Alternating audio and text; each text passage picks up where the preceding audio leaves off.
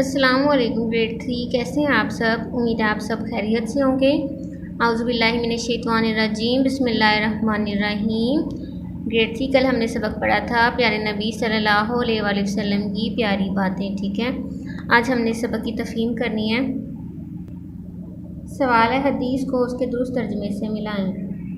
जी, यहाँ पर क्या है, हदीस है और यहाँ पर इनका तर्जुमा है अलैकुम बिस्सवाब मन समता नजा ला तग़ज़िब ला यरहमुल्लाहु मन ला यरहमुन्नास अल मुस्लिमु अखुल मुस्लिम।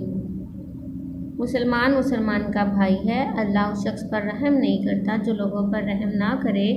तुम्हारे लिए मिसवाक करना लाजिम है, जिसने खामोशी इख्तियार की उसने निजात पाई, गुस्सा ना किया करो।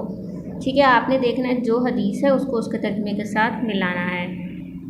अगला जो हमारे पास सवाल है वो है दिए गए अरबी अल्फाज का तर्जुमा करें और खाली जगह पूरी करें। ठीक है, आपने सिर्फ एक एक लफ्ज़ का उर्दू तर्जुमा करके यहाँ पर खाली जगह फिल करनी है। जैसे तुम्हारे लिए डैश करना लाजिम है, बिस्सवाक मिसवाक।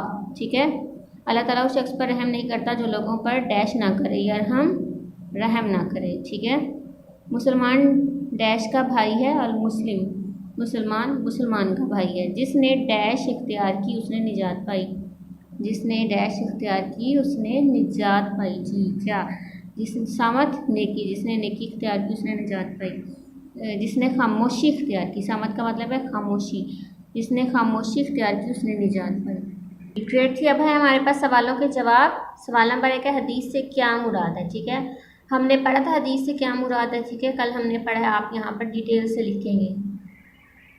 सवाल नंबर 2 है रहम के बारे में नबी अकरम सल्लल्लाहु अलैहि वसल्लम ने क्या फरमाया।